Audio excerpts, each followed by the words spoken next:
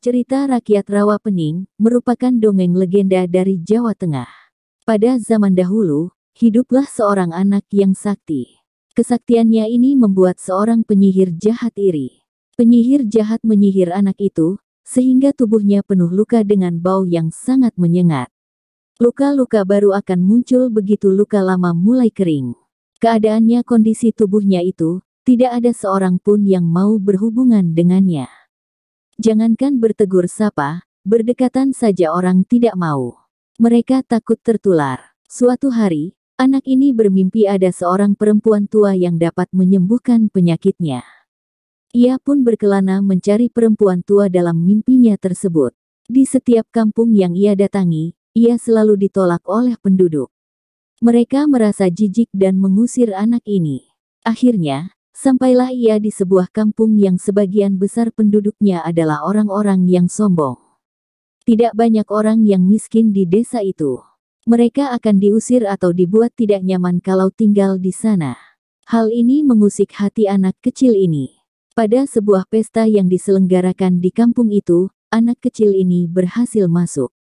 Namun, orang-orang segera mengusirnya dan mencaci makinya.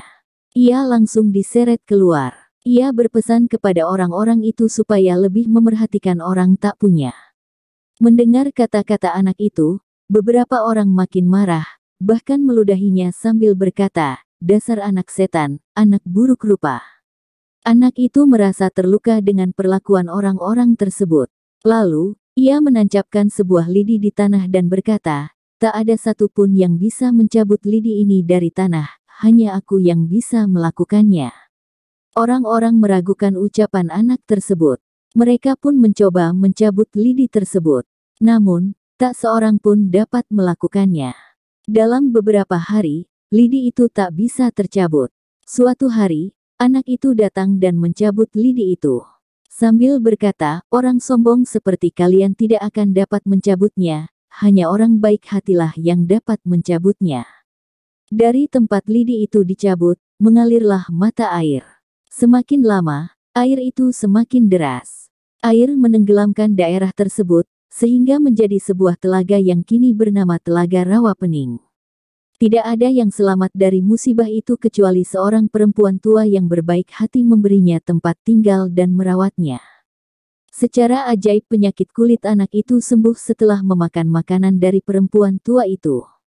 Namun, penyihir jahat yang telah menyihir si anak itu tidak terima dengan kesembuhan itu. Kemudian, ia menyihir anak itu menjadi seekor naga besar dengan sebuah kalung genta di lehernya.